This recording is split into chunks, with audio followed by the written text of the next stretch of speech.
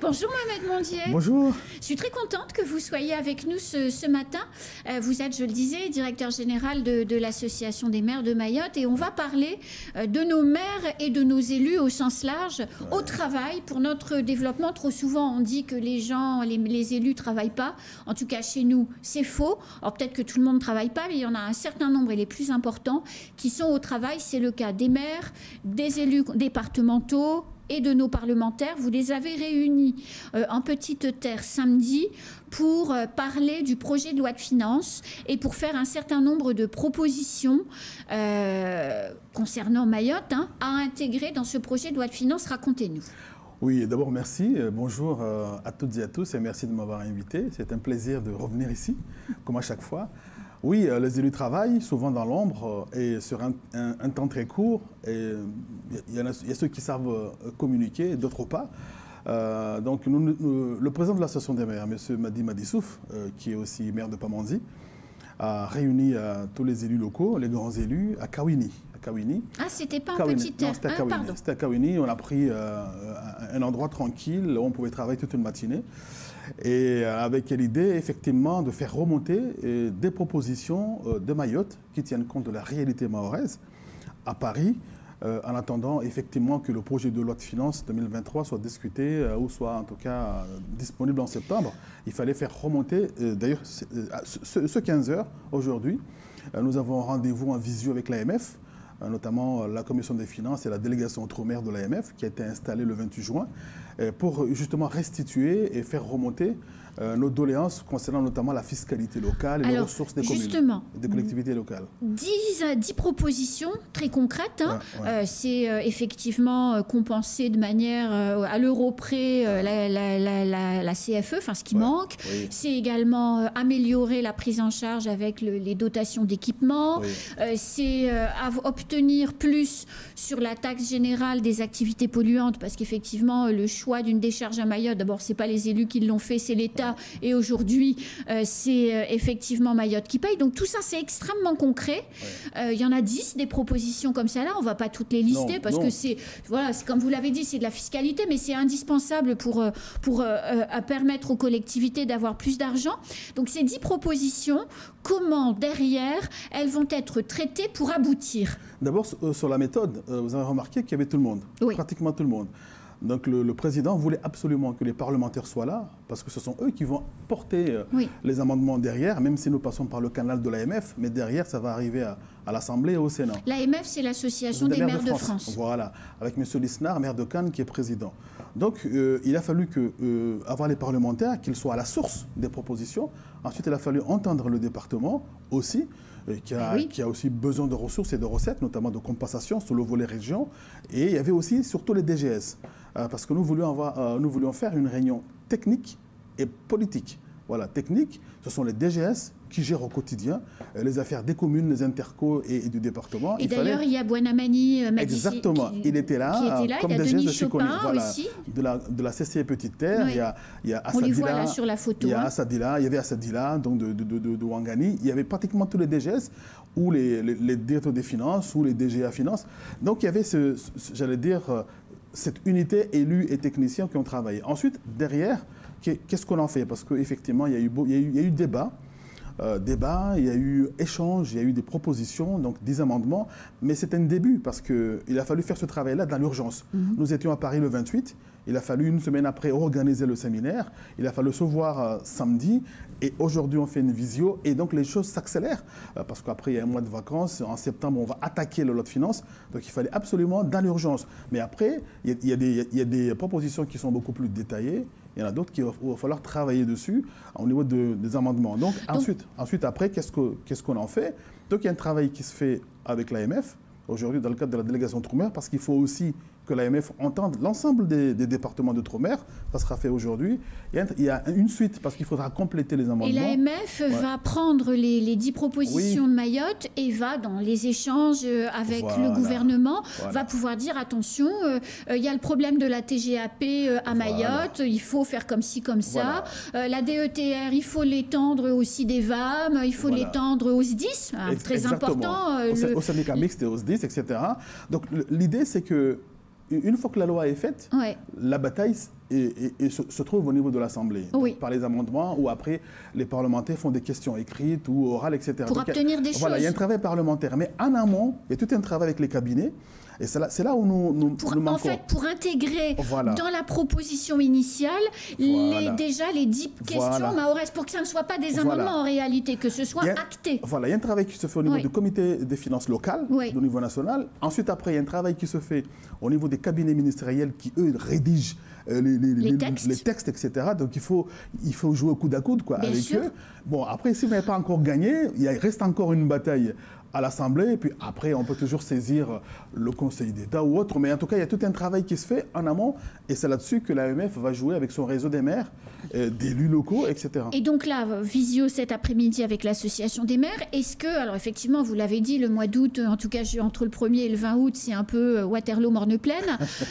Est-ce que vous avez prévu fin août ou début septembre, avec une délégation de celles et ceux qui, enfin plutôt ceux, enfin Yata Hamida, mais de celles et ceux qui étaient là, est-ce que vous avez un peu prévu d'aller dans les ministères pour présenter les 10 points?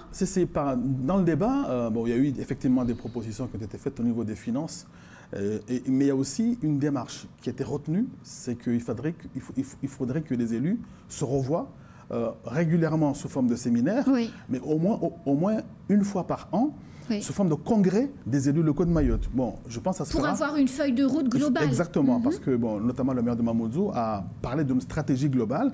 Et cette stratégie globale sera définie dans le cadre d'un congrès que nous ferons peut-être au mois de septembre. Mais pas cette année, ça me paraît. Bon, cette année, on fera une réunion pour préparer le congrès des maires. Mais l'idée de congrès annuel, je pense qu'il nous faut du temps pour préparer. Ensuite, il y a aussi l'idée d'une délégation d'élus avec les parlementaires, le président du département, le président de l'association des maires, une délégation qui pourrait partir en métropole, justement aller voir les cabinets, aller voir les ministres. Pour vendre un peu. Exactement, mais avant d'y aller... Et avec les députés peut-être aussi. C'est ça, donc avec tous les parlementaires, avec le département, mais avant d'y aller, donc il nous faut un dossier, il faut préparer les choses, ne pas arriver là-bas et mais qu'est-ce qu'on fait là? Non, on prépare les choses en amont, on a des arguments, on a des éléments, on a par exemple fait projeter une comparaison des 5 départements sur la fiscalité directe, sur l'octroi de mer et la DGF. Bon, on se rend compte que finalement, au niveau de la DGF, il n'y a pas trop de différence, mais la différence, c'est au niveau de la fiscalité et de l'octroi de mer. On s'est posé la question de l'octroi de mer, qui est un impôt qui n'a pas de visibilité et qui peut disparaître. Qu'est-ce qu'on fait si demain, il n'y a pas d'octroi de mer, par exemple? On s'est posé la question sur la fiscalité locale. La fiscalité s'appuie sur une assiette. On a un problème d'assiette ici parce qu'il y a très peu de gens qui cotisent, etc. Donc, tous ces éléments-là... C'est une nouvelle ère, Mohamed Mondjié. Je ne sais pas si c'est une nouvelle ère, mais... C'est plutôt enfin, vu de l'extérieur, c'est plutôt top que les élus, pardonnez-moi, mais se mettent tous ensemble, alors que toutes les couleurs politiques, là, on le voit déjà sur cette photo, tout le monde n'est pas du même parti politique, et pourtant tout le monde travaille ensemble et élabore avec les parlementaires une stratégie pour aller défendre nos dossiers. Enfin, c'est de bon augure quand même. Oui, mais il était temps. Hein. Je pense qu'ils ont tous compris. Hein. Ils ont tous, même avec la loi Mayotte, ça a permis de se rendre compte que peut-être on n'avait pas été au top. Chez nous, c'est qu'on dit que quand on trébuche, après, si vous vous relevez, vous ne savez pas marcher, c'est qu'il y a un problème. Non. Je pense qu'il y a des élus qui ont de la bouteille, qui sont là. M. Mansour Kamadil, le député qui était là, M. Madissouf qui était là. Ce sont quand même des élus aguerris et qui ont de la bouteille. Donc je pense qu'à même Tani, voilà, il va briguer peut-être un 3e mandat. Et il a été vice-président du Sénat. Voilà. C'est des gens qui savent faire tout ça. Franchement, il y a de l'expérience, il y a une jeune génération d'élus qui sont souvent des techniciens. Qui sont là, il faut peut-être profiter de leur côté technicien. On a des élus qui ont de l'expérience. Je pense que tout le monde a compris que pour mieux défendre les intérêts de Mayotte, il fallait d'abord parler d'une seule voix, mais il ne suffit pas de le dire. Il faut le faire. Il faut le faire. Il faut donc s'organiser. Il faut avoir de la matière. Parce que si M.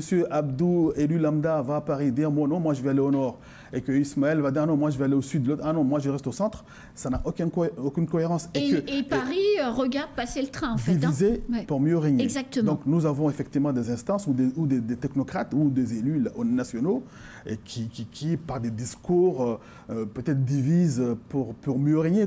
Donc je pense qu'à un moment donné, dans l'intérêt de Mayotte, il était nécessaire de passer par cet exercice et ce n'est que le début, je pense.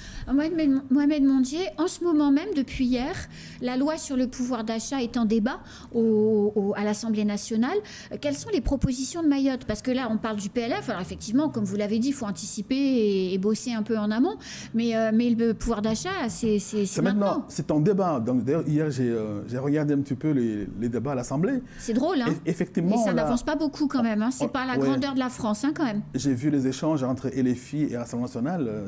Oui, c'est drôle. Oui, donc... mais ça n'a que ça d'intéressant. Et donc, on l'a évoqué ça samedi, ce projet de loi, parce que la commande initiale de l'AMF était la loi de finances. Oui. Ensuite, le projet de loi pouvoir d'achat est arrivé dans l'urgence. Donc, nous l'avons évoqué, les élus l'ont évoqué. Et pour la plupart, effectivement, ils disent que ça fait des années... Mayotte est une île résiliente. Ça fait des années que les Mahorais souffrent de la vie chère, du coût des importations, du coût de la vie, avec un taux de chômage très élevé, avec une part de la population en dessous de ceux de pauvreté très élevé. Et donc, il y en a même qui ont évoqué la question des gravats ou tout ce qui est produit localement et qui est cher. À un moment donné, il y a des élus qui disent « mais c'est pas possible, les granulats sont produits ici et le prix est exponentiel ». Donc la question a été posée et ils se sont dit finalement que pour pouvoir acheter, il faut avoir de l'argent. Donc pour pouvoir avoir de l'argent, il faut travailler. Donc il faut du travail. Ensuite, les minima sociaux, il faut avoir tous les minima sociaux parce que là, c'est de la solidarité nationale. Mais vous allez écrire quelque chose? Oui, ça va être mis, ça va être écrit, ça va être... les parlementaires étaient là, donc on a fait un compte-rendu. Ces éléments-là sont dans le compte-rendu. Chaque parlementaire est destinataire de compte-rendu. Donc ils savent, ils peuvent défendre. Voilà, il faut porter cela, il faut de la solidarité. Il faut que ceux qui ne travaillent pas aient les moyens de vivre. Ceux qui sont à la retraite aient de quoi vivre décemment. Donc une retraite qui est égale à celle des autres, etc. Donc tous ces éléments-là ont été évoqués par les élus. Mohamed Mondier, dans les éléments qui sont mis sur la table par le gouvernement, les augmentations prévues, c'est des pourcentages d'une somme. Sauf que nous, aujourd'hui, à Mayotte, on a déjà la somme de référence en métropole, on en a déjà un pourcentage. Donc un pourcentage du pourcentage, autant dire déjà que ça ne fait pas grand-chose dans les poches des habitants, mais surtout, dans le pire des cas, au moment où on parle de convergence sociale, ça creuse la différence entre Mayotte et la métropole. Ouais. Parce que 3% de 100 en métropole, ça fait 3% de 100, ça fait 3 de plus. Mais 3% de 20, par exemple, ça fait une différence qui se marque encore plus fort entre la métropole et Mayotte. Puisque nous, on est toujours aussi pauvres et eux, ils sont plus riches. Sur le point d'indice, on ne peut pas discuter parce que s'il y a 3% au niveau national, ça concerne les fonctionnaires. Oui, mais sur l'augmentation du RSA... Voilà. Par contre, pour le reste, le RSA doit être à 100%. Oui. On ne peut pas avoir de RSA à 50%. Voilà. Et donc, au-delà de cet alignement qui est nécessaire, de l'application pleine entière du Code de la sécurité sociale ici et de l'alignement de tous les minima sociaux à Mayotte, ça a été dit. Et les élus ont parlé aussi d'une allocation spécifique de rattrapage ou d'alignement parce que effectivement nous venons de très loin. Nous avons ici la vie chère, ça fait des années que nous la subissons, cette vie chère-là. Ah oui. Donc il y a déjà un décalage entre nous et les autres outre-mer.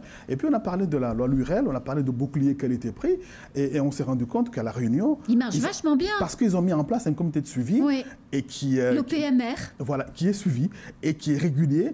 Et donc d'ailleurs la visite des ministres a pu constater que ce comité de suivi marche. Sauf que chez nous, le comité de suivi, on ne sait pas où est-ce qu'on en est, on ne sait pas où est-ce qu'il est.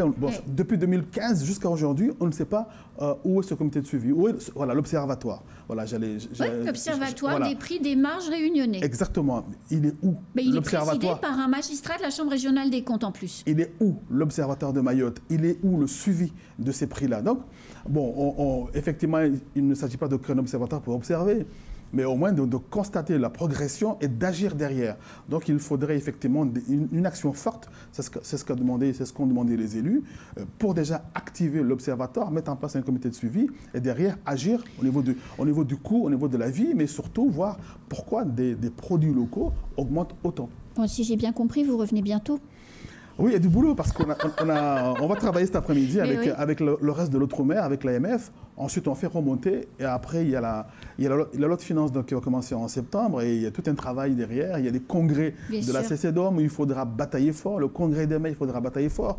Même au niveau de l'ANEL avec les villes du littoral, donc il faut aller travailler donc, sur le villages. Le trait de côte, voilà. Donc, et le zéro artificialisation nette. Il y a la loi résilience, climat résilience qui est derrière mais qui nous pose des problèmes sur plein de choses. Donc il y a tout un travail, donc il y a plein de batailles que les élus locaux vont mener, notamment les élus locaux mahorais. Votre job est passionnant en réalité. Eh bien oui. Vous avez beaucoup de chance. Eh bien oui. Non, franchement, on se retrouve ici à l'Association des maires de Mayotte, au cœur de toutes ces problématiques-là.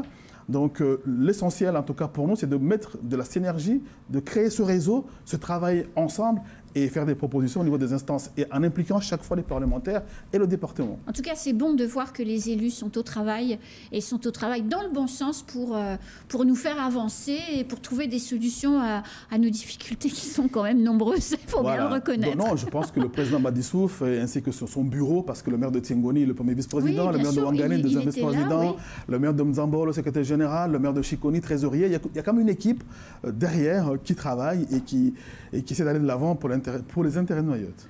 C'est la fin de ce temps de parole. Merci beaucoup. Ben, merci beaucoup. C'est passé trop vite. Et bien, comme d'hab. Tellement passionnant. Et vous reviendrez bientôt. Inch'Allah, comme on dit chez nous. C'est la fin de ce temps de parole. Tout de suite, la suite de nos programmes.